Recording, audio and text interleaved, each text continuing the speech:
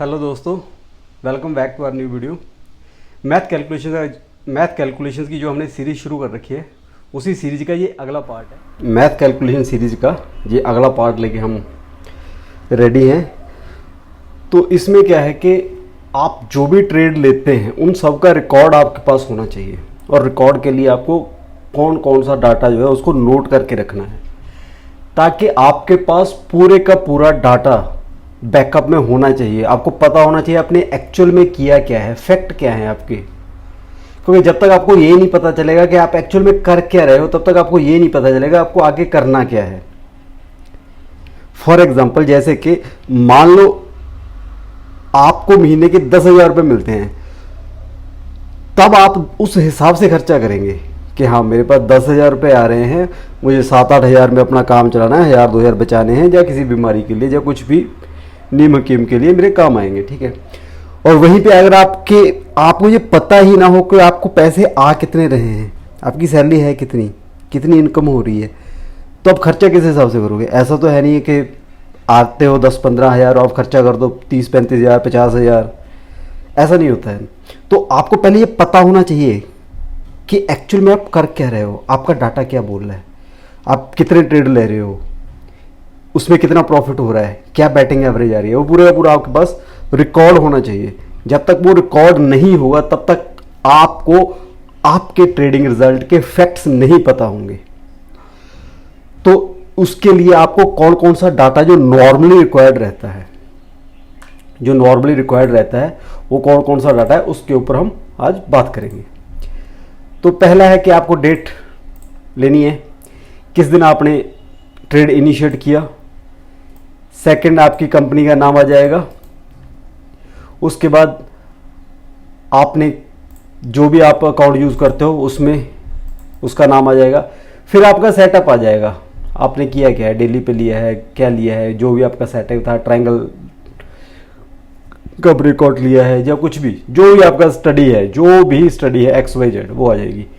Bye किया या cell किया, क्वांटिटी कितनी है, बाइंग प्राइस क्या है आपकी, और साथ में स्टॉप लॉस का प्राइस क्या है, और स्टॉप लॉस की परसेंटेज क्या है, कितने परसेंट है आपका स्टॉप लॉस।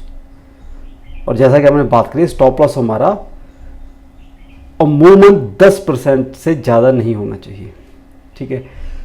कितनी अमाउंट आपने जो है इन्वेस्ट करी है, कितने दिन आपका ट्रेड चला है, सेल जिस दिन आपने एग्जिट किया उसकी डेट, कितनी क्वांटिटी एग्जिट करी। क्योंकि कई बार हो सकता है आपने मान लो 100 क्वांटिटी ली, आप हाफ सेल कर रहे हो, तो आपकी सेलिंग में 50 की क्वांटिटी आ जाएगी, और जब आप रेस्ट ऑफ 50 सेल करोगे तब वो सेकंड टर्म में आ जाएगा। सेलिंग प्राइस, किस प्राइस पे आपने सेल किया। नेट प्रॉफिट लॉस, कितना गेन आपको मिला या कितना लॉस हुआ उसमें। और एंड पे परसेंटेज गेन कितना हुआ आपको। तो ये पूरे का पूरा रिकॉर्ड जो है वो आपको रखना है, ताकि आपके फैक्ट्स आपको पता चल जाए, आपके ट्रेडिंग के फैक्ट्स क्या हैं। और इसके बाद ये आती है एक अपनी मेन विंडो। ये है मेन विंडो।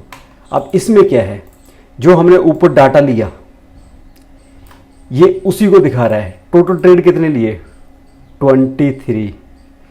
विनिंग ट्रेड कितने थे, कितने ट्रेड ऐसे थे जिनमें प्रॉफिट हुआ, वो थे 10।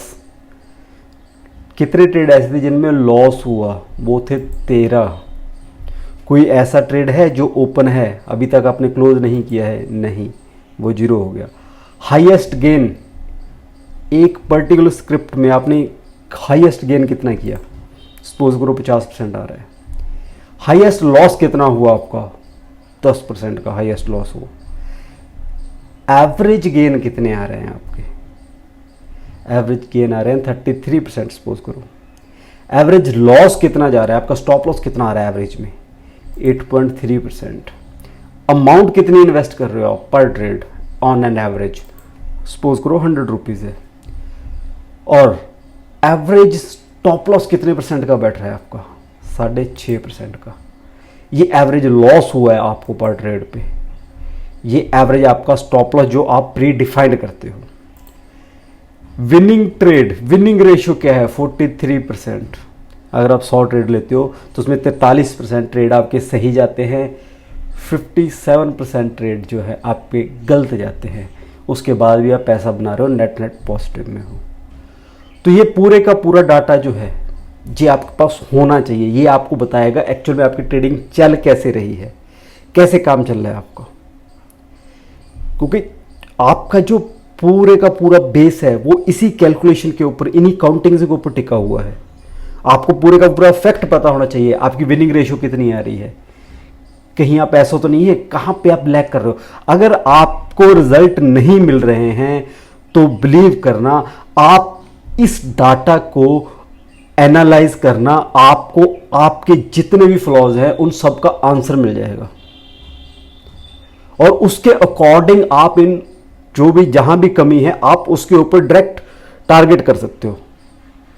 उसको डायरेक्ट टारगेट करके आप उन जो भी प्रॉब्लम्स हैं, जो भी ऐसे एरियाज हैं जहां पे ज़्यादा ध्यान देने की जरूरत है, आप उनको सिस्टम से एलिमिनेट कर सकते हो। कि मान लो मेरा स्टॉप लॉस ज़्यादा जा रहा है तो आपको यहाँ पे डाटा नजर आ जाएगा, एवरेज स्टॉप लॉस 8.31 की जगह मान लो सपोज करो 20% आ गया, तो आपके कान खड़े हो जाएंगे कि ये दिक्कत यहाँ पे है। और ये फैक्ट शीट जो है ना, ये आपके कान खड़े करने के लिए है। कान खड़े हो जाएंगे कि हाँ यहाँ दिक्कत है, और ये साफ साफ आंखों के सामने देख के पता चल जाएगा।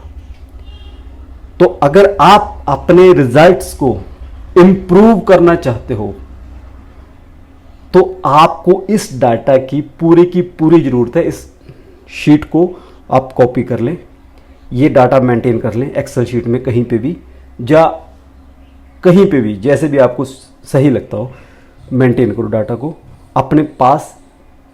पूरे का पूरा आपके पास ये शीट होनी चाहिए। और ऐसा नहीं है कि ये पहले दिन बन जाएगी, आपके पास थोड़ी सी हिस्ट्री होनी चाहिए। मान लो 6 महीने हुए हैं आपको ट्रेड करते हुए, तो आपको 6 महीने का एक डाटा हो जाएगा। उस डाटे को आप फिर एनालाइज कर सकते हो। ऐसा नहीं होता कि डाटा एक ही दिन में बन जाएगा आपका। ठीक है 2-4 महीने लगेंगे, 6 महीने लगेंगे, लेकिन अगर आप 6 महीने, कंपनी जो बड़ी कंपनी होती है वो भी क्या करती हैं, हर 3 महीने में अपने आप को एनालाइज करती हैं, फिर एनुअल रिजल्ट पेश करती हैं, क्योंकि वो एनुअली भी एनालाइज करती हैं। पूरे साल का टारगेट सेट करती है, हर 3 महीने में उसको रिवाइव करती रहती है, रिव्यू करती रहती हैं, कुछ चेंजेस करने होते हैं वो करते रहती हैं, कुछ चीज़ें खराब चल रही हैं उनको हटाते रहते हैं, कुछ नई चीज़ों को अडॉप्ट करते रहते हैं, ताकि जो मेरा पूरे साल का एनुअल गोल है वो अचीव हो जाए। जो भी फ्लॉज है उनके ऊपर काम करती हैं, हर 3 महीने बाद री एनालाइज होता रहता है। तो आपको भी सेम प्रोसेस करना है, क्योंकि आप बिजनेस में हो तो आपको बिजनेस वाली अप्रोच देनी है। अगर आप बिजनेस की अप्रोच नहीं दोगे तो फिर दिक्कतें शुरू हो जाएंगी, आपके प्रॉफिट्स जनरेट नहीं होंगे। तो आज की वीडियो में इतना ही। अगली वीडियो में किसी और मार्केट की ऐसी बड़ी ऐसी जानकारी के साथ मिलेंगे। तब तक के लिए बने रहिए, हमारे चैनल को शेयर कीजिए, सब्सक्राइब कीजिए, लाइक कीजिए और अपने दोस्तों के साथ भी शेयर कीजिए। तब तक के लिए मिलते हैं।